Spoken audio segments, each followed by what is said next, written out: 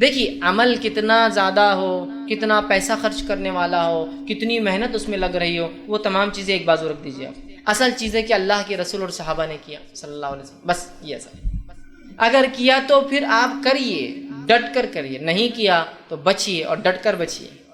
تو آئیے سب سے پہلی چیز جو کرتے ہیں وہ ہے صلاۃ الرغائب۔ یہ قسم کی نماز، اس کا نام ہی لوگوں نے صلاۃ الرغائب، یہ نام، لیکن نماز کا کسی فقہ کی کتاب میں کبھی نہیں ملے گا آپ کو۔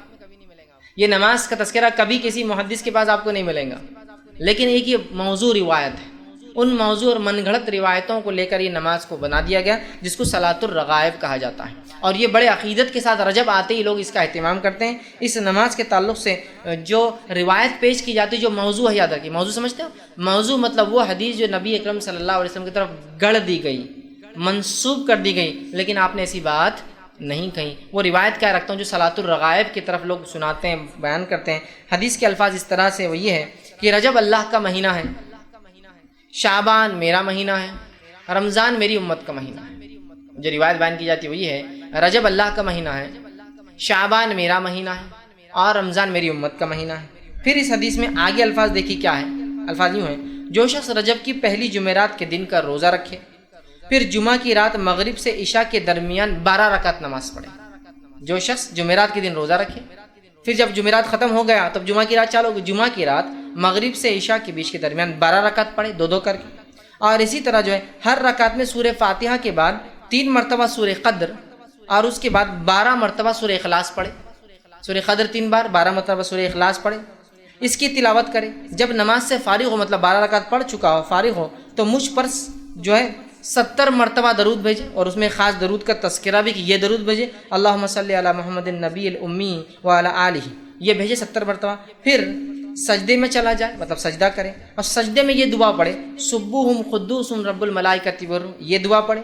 اس کے بعد سر اٹھا کر یہ دعا 70 مرتبہ پڑھے، سجدے سے اٹھنے کے بعد پھر یہ دعا پڑھے، اور اس کے اندر ایک لمبی دعا ہے، ربی اغفر لی وارحمنی، اور وہ پوری دعا ہے، وہ دعا پڑھے۔ بعد اس کے دوسرا سجدہ کرے، اور پھر ویسے ہی کرے جیسے پہلے سجدے میں 70 مرتبہ سبوہم قدوس رب الملائکۃ والروح پڑھا۔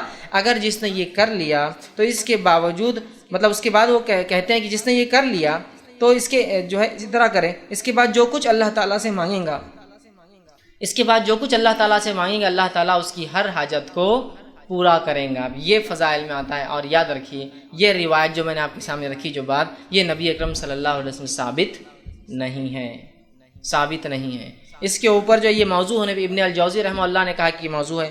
اسی طرح جو ہے ابن رجب رحمۃ اللہ علیہ کہتے ہیں کہ یہ روایت موضوع ہے، امام نووی کہتے ہیں کہ یہ روایت موضوع ہے، اسی طرح محمد بن طاہر الہندی رحمہ اللہ یہ فرماتے ہیں کہ روایت موضوع ہے، اسی طرح امام شوکانی رحمہ اللہ کہتے ہیں کہ یہ روایت موضوع ہے۔ اور اس کے بعد مولانا عبدالحی لکھنوی جو کہ ہندوستان کی رہنے والے تھے، مشہور اور معروف شخصیت ہے، وہ بھی اس کے تعلق سے کہتے ہیں اور فرماتے ہیں، ان کا قول اس طرح سے، صلاۃ الرغائب والی حدیث من گڑت ہے، اور اس پر اکثر محدثین یا سب محدثین کا اتفاق ہے، اور ان کی مخالفت کرنے والے کا کوئی اعتبار نہیں، چاہے وہ کوئی بھی ہو۔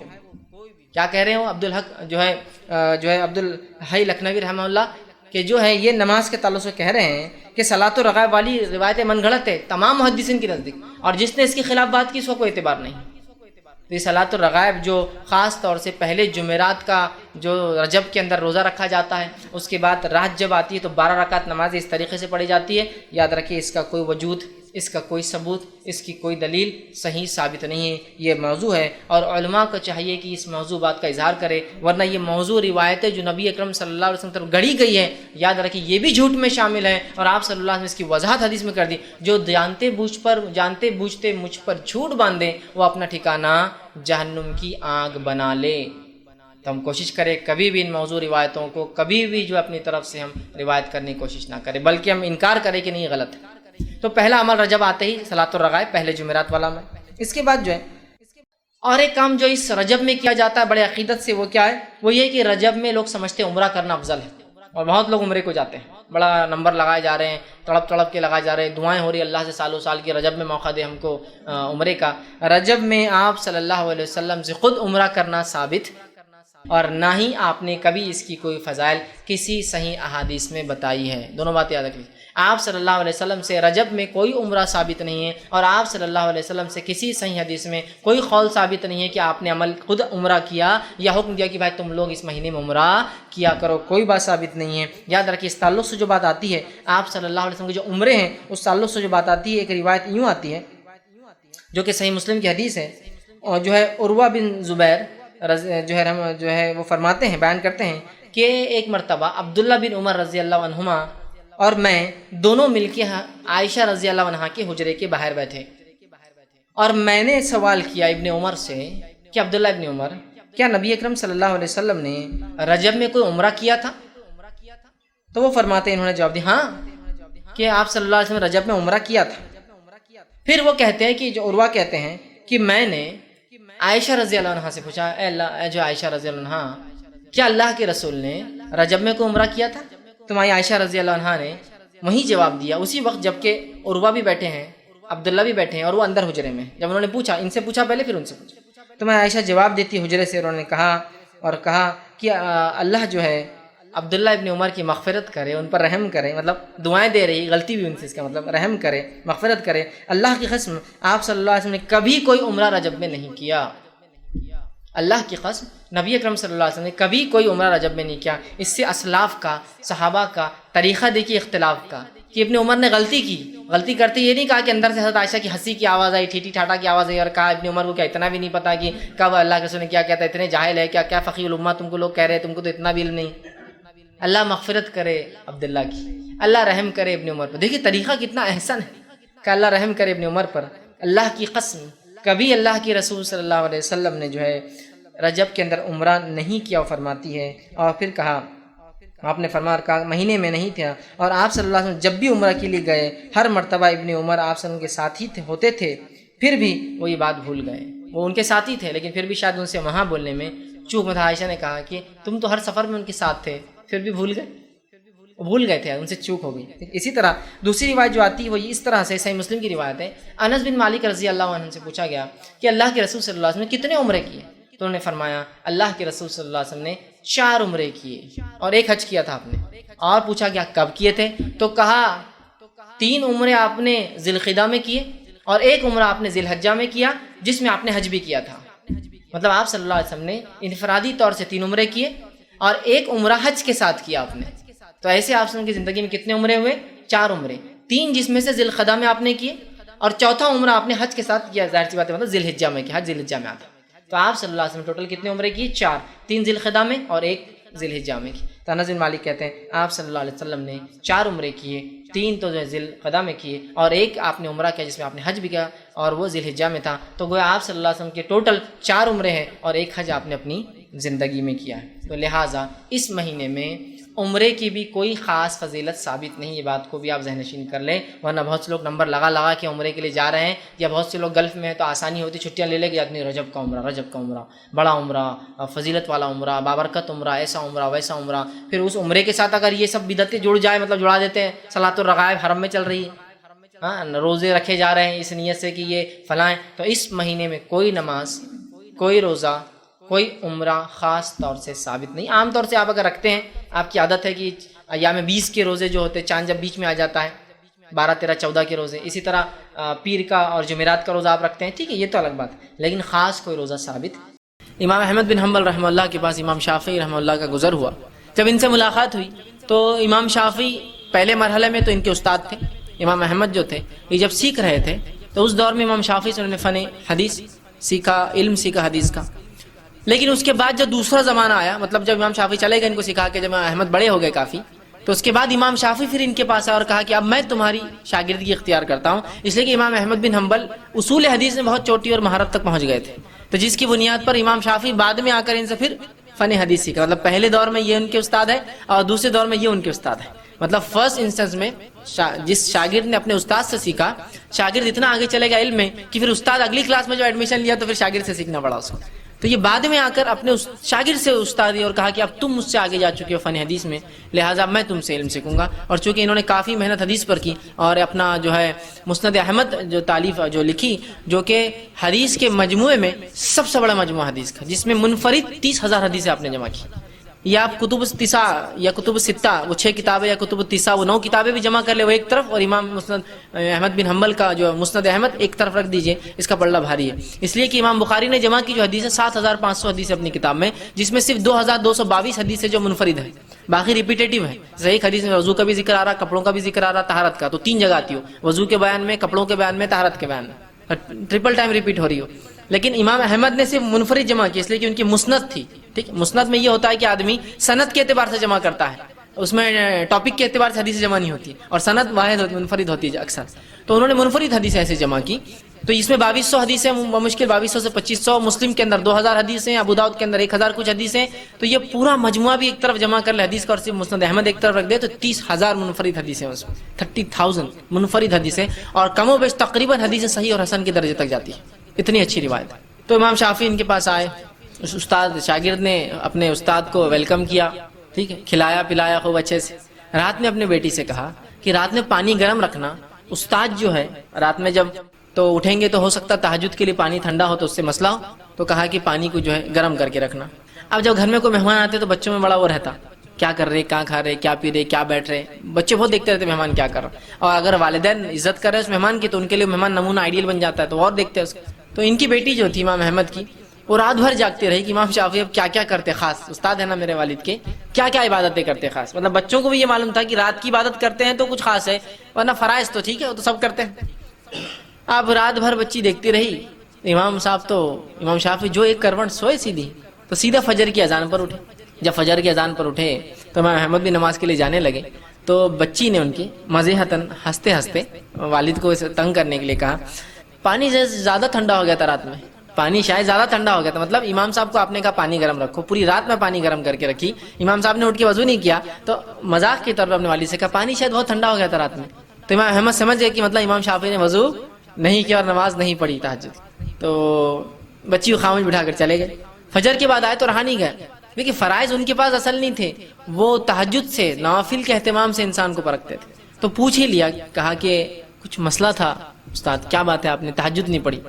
حالانکہ تہجد فرض نہیں ہوتی لیکن پھر بھی متقی پرہیزگار لوگوں کی علامت ہے، تو کہا آپ نے تہجد نہیں پڑھی، کوئی مسئلہ تھا یا مجھ سے کوئی کوتاہی ہوئی، پانی کیا ہوا؟ اس لیے کہ بچی نے وہ جو مذاق کیا ان کو جواب دینا تھا اس کا، تو کہا نہیں ویسا نہیں تھا، جب میں رات میں تمہارے پاس کھانے کو بیٹھا تو میں مطمئن تھا کہ تمہارا کھانا حلال ہوگا، تو لہٰذا میں عام اعتبار سے جتنا کھاتا ہوں اس سے زیادہ کھا لیا، کہ تو میں مطمئن تھا کہ امام احمد بن حنبل کا رزق حلال ہوگا۔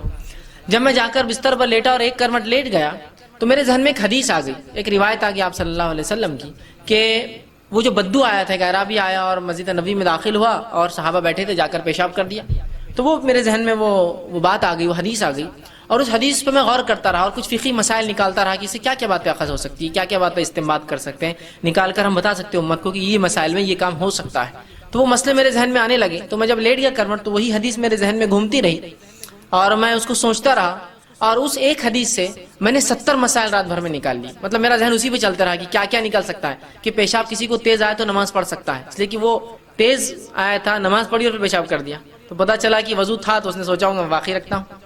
اسی طرح پتہ چلا کہ کوئی پیشاب کر دے تو اسے روکنا نہیں چاہیے ورنہ روکنے سے ہو سکتا ہے اس کو تکلیف۔ اسی طرح پتہ چلا اگر اسے روکا جاتا تو وہ بھاگتا تو پیشاب اور پھیل جاتا، تو غلاظت کم جگہ میں ہو رہی تو اس کو ہونے دیا جائے، بعد میں اس کو ہٹایا جائے، بعد میں پانی ڈالا جائے، ایسے مسائل نکالتے رہے ہو، ٹھیک۔ اسی لیے فقہا کا شریعت نے بڑا مقام ہے یاد رکھی، لیکن وہ مقام بھی نہیں کہ نبی سے آگے چل جائیں گے فقہا، ٹھیک ہے، لیکن ان کا مقام اس لیے کہ وہ ہم کو اخذ کر کے مسائل بتاتے ہیں، لا کر رکھتے ہیں۔ تو امام شافعی 70 مسائل نکالے اور کہا بس وہ اس میں ذہن لگا رہا، تھوڑی نیند لگی اور فجر کی اذان ہو گئی۔ آپ سمجھ رہے بات کو؟ تو یہاں اس واقعے میں پتہ چل رہا ہے کہ ان کے پاس اصل چیز کیا تھی، تقوی کی علامتیں، 5 وقت فرض نماز اور مؤکدہ نہیں، رات میں پڑھتا ہے کہ نہیں پڑھتا ہے آدمی، ہمارے پاس تو بھائی کوئی دن میں کچھ نمازیں جو فرض پڑھ لے تو بڑا فرشتہ آدمی ہے، ان کے پاس نہیں، 5 تو فرض ہے، اس کے علاوہ کیا دیتا ہے؟ زکوٰۃ تو دینی ہے جی، اس کو نہیں رکھتے تھے وہ، اس کے علاوہ کیا خرچ کرتا ہے؟ روزے تو رکھنا ہے جی، رمضان کی سب رکھتے ہیں، اس میں کیا بڑی بات ہے، اس کے علاوہ کیا رکھتا ہے؟ یہ ان کے پاس تقوی اور ایمان کی علامتیں اور پیمانے تھے یاد رکھی۔ بہرحال تو رات میں نبی اکرم صلی اللہ علیہ وسلم اٹھتے، تو جب رات میں آپ تہجد کے لیے اٹھیں تو اس کے لیے آپ صلی اللہ علیہ وسلم جب اٹھتے تہجد کے لیے تو آسمان کی صحیح بخاری کی روایت ہے، عبداللہ ابن عباس رضی اللہ عنہ فرماتے ہیں کہ میری خالہ میمونہ آپ صلی اللہ علیہ وسلم کی یہ بیوی تھی، ہماری امہات میں سے، ان کے پاس میں نے ایک بار کہا کہ میں آپ کے ساتھ سوؤں گا تاکہ نبی اکرم صلی اللہ علیہ وسلم کیا کرتے ہیں وہ بھی دیکھ لوں۔ تو جب میں رات میں سویا تھا تو آپ صلی اللہ علیہ وسلم رات کے تیسرے پہر، اس سے پہلے یا اس کے بعد کبھی تو بھی اٹھے، وہ بچے تھے لیکن ایگزیکٹ یاد نہیں، لیکن کبھی تو فجر سے پہلے کا وقت تھا جس کو ہم سحر کا وقت کہہ سکتے ہیں.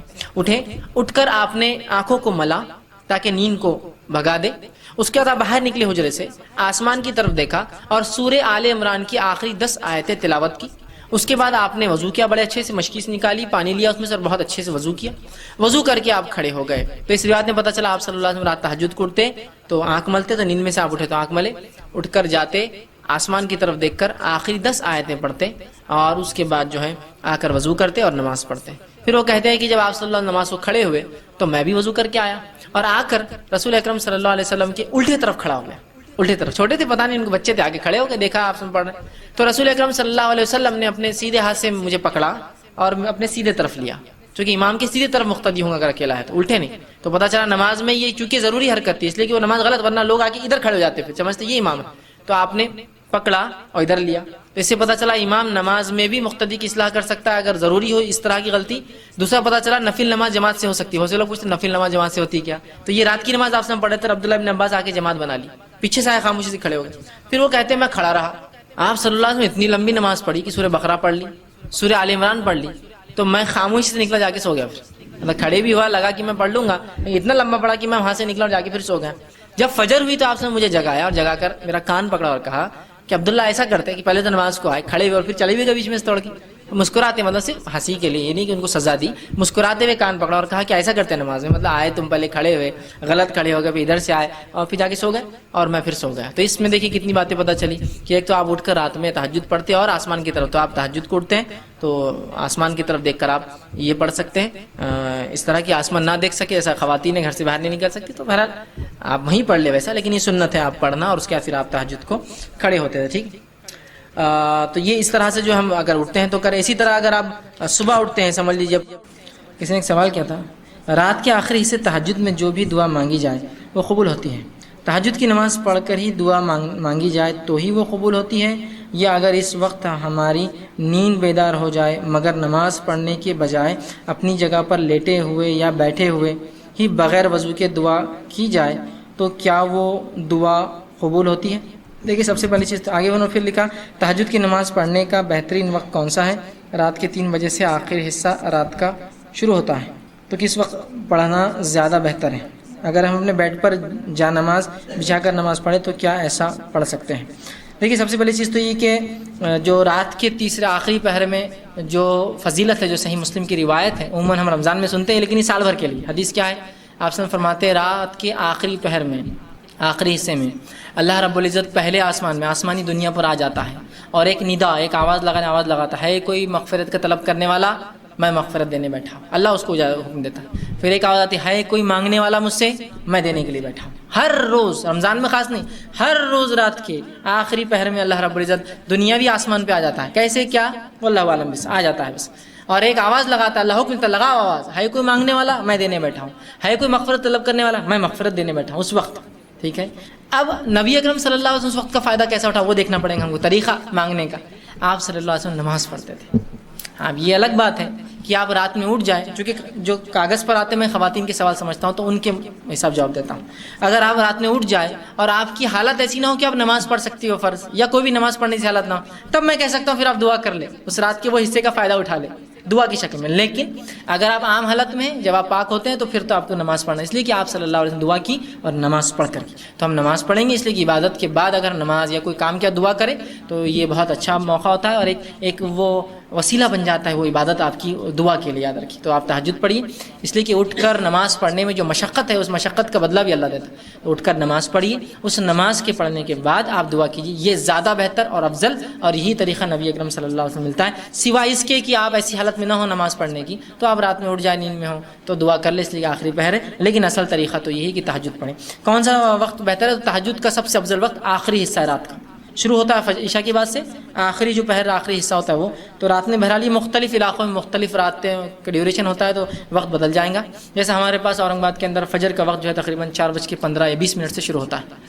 بمبئی میں 4:40 سے ہو رہا ہوں ان دنوں میں, یا 4:20 یا 4:25 سے شروع ہوتا ہے. تو اس کے اعتبار سے 4:25 سے پہلے آپ کو تہجد پڑھنا پڑ جاتا ہے. بہت سے لوگ سمجھتے ہیں جب تک فجر کی اذان نہیں ہوتی تب تک وقت رہتا ہے تہجد کا اور سحر کا. ہمارے پاس فجر کی اذان, فجر کے وقت سے آدھا گھنٹہ پون گھنٹہ کہ وطر کے تعلق سے وطر کب پڑھے, وطر کتنی رکعت پڑھے, وطر کا طریقہ کیا ہے, قنوت نازلہ کب پڑھنی چاہیے, چاہیے، قنوت کا طریقہ کیا ہے، کیا قنوت کے بغیر نماز ہوتی یا نہیں ہوتی، وطر کو سونا کیا ضروری ہے، بغیر سوئے کے وطر ہو جاتی، مطلب تہجد کی بات چونکہ وطر پڑھتے ہیں، تہجد کے تعلق سے بہت سارے سوالات تھے کہ تہجد کے لیے سونا کیا ضروری اور فرض ہے، اور بہرحال کیا جس میں بہت زیادہ لوگوں کے سوالات تھے.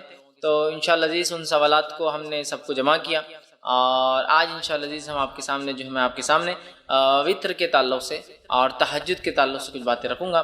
ہم پہلے وطر دیکھیں گے پھر تہجد. اس کی وجہ یہ ہے حالانکہ وطر کوئی ضروری نہیں کہ عشاء کی بات پڑھی جائے، یہ کبھی بھی پڑھی جا سکتی ہے عشاء سے لے کر فجر تک، لیکن عموماً ہم دیکھتے ہیں ہمارے علاقوں میں، ہندوستان، پاکستان، بنگلہ دیش میں لوگ وطر عشاء کی بات پڑھتے ہیں. تو میں پہلے وطر کی مسائل رکھ دیتا ہوں چونکہ اس کو عموماً لوگ پڑھتے ہیں، اور اس کے بعد انشاءاللہ کچھ باتیں تہجد کے تعلق سے آپ کے سامنے رکھ دوں گا تاکہ وہ باتیں بھی ہمارے سامنے انشاءاللہ عزیز آ جائیں. ٹھیک، تو آئیے ہم سب سے پہلے وطر کی نماز کی فضیلت دیکھتے ہیں کہ وطر کی نماز کی کیا فضیلت ہے. وطر ویسے کہتے ہیں آڈ کو، مطلب کسی چیز کو جو ایون ہو، جس کو کہ جفت ہو، اس کو طاق کر دینا، مطلب ایون کو آڈ کر دینا. جیسے کہ ہم نماز پڑھ رہے ہیں رات میں، اور نماز ہم پڑھتے ہیں 2 4 اس طرح سے ہوتی ہے، 2 2 2 2 جب ملتی جائیں گی تو اس کے بعد وہ ایون نمبر ہو جاتا ہے. ٹھیک ہے، جفت ہوتا ہے. تو اس کو طاق کرنے کے لیے، آڈ کرنے کے لیے جو ایک رکعت پڑھی جاتی ہے اس کو وطر کہا جاتا ہے، یاد رکھیے. ٹھیک ہے، تو بہرحال وطر جو ہے ایک مستقل عبادت ہے اور ایک مستقل نماز ہے. بہت سارے لوگوں کو یہ غلط فہمی ہوتی ہے کہ وطر جو ہے عشاء کا ایک حصہ ہے، اس لیے میں بات رکھا ہوں. تو وطر کوئی عشاء کا حصہ نہیں ہے، وطر ایک مستقل نماز ہے، ایک مستقل عبادت ہے جو نبی اکرم صلی اللہ علیہ وسلم کیا کرتے تھے، اور آپ پر یہ عبادت فرض بھی تھی، یاد رکھیے، امت پر فرض نہیں. تو آپ یہ عبادت وہ کرتے تھے اور مستقل کرتے تھے، شہر میں ہو، سفر میں ہو، اور ہمیشہ جو ہے آپ اس نماز کو پڑھا کرتے تھے. تو وطر ایک مستقل عبادت ہے، اور اس عبادت کو ہمیں چاہیے کہ ہم جو ہے کوشش کریں کہ ہم کریں، اور یہ عشاء کا حصہ نہیں ہے، یاد رکھیے. عشاء کے ساتھ بھی پڑھی جا سکتی ہے لیکن پارٹ آف عشاء نہیں. جیسا بہت سارے لوگ اگر کوئی وطر پڑھ کے نہیں گیا تو بولتا رہے عشاء پڑھے اور وطر نہیں پڑھے آپ نے تو عشاء بھی قبول نہیں ہوتی. اس لیے کہہ رہا ہوں وطر ایک مستقل الگ عبادت ہے، عشاء کی نماز ایک الگ عبادت ہے، یاد رکھیے. لیکن عموماً ہمارے پاس وطر کے بعد، معاف کرنا، عشاء کے فوراً بعد وطر پڑھ لیتے ہیں، ملاتے ہیں، تو ایسا لگتا ہے جیسا کہ یہ اس کا حصہ، جبکہ وہ اس کا حصہ نہیں. یاد رکھیے نبی اکرم صلی اللہ علیہ وسلم نے ارشاد فرمایا، اور یہ جو ہے جامع ترمذی اور جو ہے سنن دارمی کی روایت، آپ نے فرمایا اور کہا، اللہ تعالیٰ نے ایک نماز کے ذریعے تمہاری مدد فرمائی ہے اور وہ نماز وطر ہے، اسے عشاء اور طلوع فجر کے مابین بیچ میں پڑھا کرو. اللہ تعالیٰ نے ایک نماز کے ذریعے تمہاری مدد فرمائی ہے تو تم اس نماز کو عشاء کے بعد سے لے کر فجر کے پہلے تک پڑھا کرو. تو اس حدیث سے یہ بات واضح ہوگی عشاء کا، وطر کا وقت کیا ہے؟ عشاء کے بعد سے لے کر فجر کے پہلے تک. یہ کس کا وقت ہے؟ وطر کی نماز پڑھنے کا وقت ہے. اور وطر کی نماز کے ذریعے اللہ رب العزت نے مسلمانوں کی کیا کی؟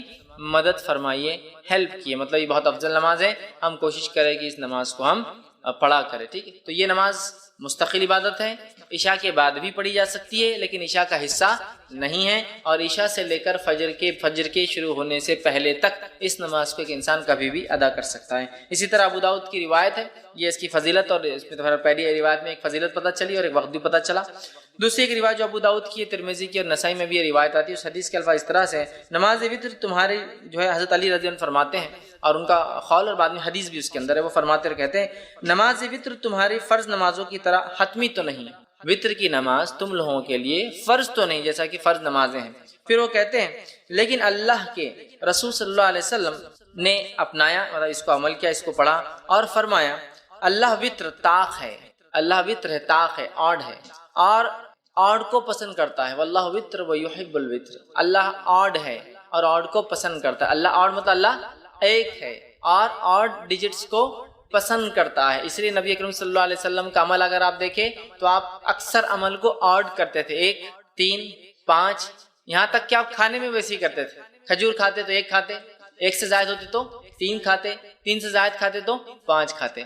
چونکہ آڈ نمبرز کی خصوصیت یہ ہے کہ جب اس کو ڈیوائیڈ کیا جاتا ہے تو اس کا ریمائنڈر ہمیشہ 1 ہوتا ہے. تو اللہ چونکہ آڈ ہے، 1 ہے، تو وہ پسند کرتا ہے. تو اس نے فرمایا، حضرت علی فرماتے ہیں کہ آپ یہ نماز کوئی فرض تو نہیں ہے، حضرت علی کے قول خود واضح ہے، لیکن آپ کو فرماتے ہیں کہ رسول اللہ صلی اللہ علیہ وسلم فرمایا اللہ وطر ہے، طاق ہے. پھر فرمایا اور اکائی طاق کو محبوب رکھتا ہے، پسند کرتا ہے. اے اہل قرآن، مطلب اے مسلمانوں، وطر کو پڑھا کرو، وطر کو پڑھا کرو. تو گویا حکم بھی ہے وطر کے پڑھنے کا، تو لہٰذا ہمیں وطر پڑھنے میں کوتاہی نہیں کرنی چاہیے اور وطر کو اپنا معمول بنا لینا چاہیے. آپ عشاء کے بعد سے لے کر فجر تک کبھی پڑھ سکتے ہیں. یہ مستقل ایک نماز ہے. کوئی ضروری نہیں کہ عشاء کے بعد ہی پڑھے جائے. عشاء کے بعد سو کر اٹھ کے پڑھیے, یا آپ جاگ رہے ہیں تو بعد میں سوتے وقت پڑھیے, آپ کے اوپر ڈیپینڈ ہے بہرحال. تو یہ کوئی وہ نہیں ہے کہ آپ عشاء کے ساتھ ہی پڑھیں, لیکن عشاء کے بعد سے لے کر فجر تک, فجر کے پہلے تک آپ اس کو کبھی بھی پڑھ سکتے ہیں. اسی طرح جو ہے ابو داؤد کی, نسائی کی اور جو ہے ابن حبان, دارقطنی اور دیگر حدیثوں میں جو الفاظ آتے ہیں اس میں سے ایک لفظ یہ الوتر حق, وطر حق ہے, مطلب وطر ضروری ہے, وطر کو پڑھا کرو, بلا وجہ چھوڑا نہ کرو, تاکید ہے. دوسری کی روایت نے فرمایا اور کہا الوتر حق علی کل مسلم, وطر حق ہے ہر مسلمان کے اوپر, مطلب اے مسلمانوں وطر تم پر حق ہے, جتنا ہو سکے وطر کو پڑھا کرو. تیسری کی روایت نے فرمایا اور کہا الوتر حق ولیس بواجب, وطر حق ہے, ضروری ہے لیکن واجب نہیں ہے.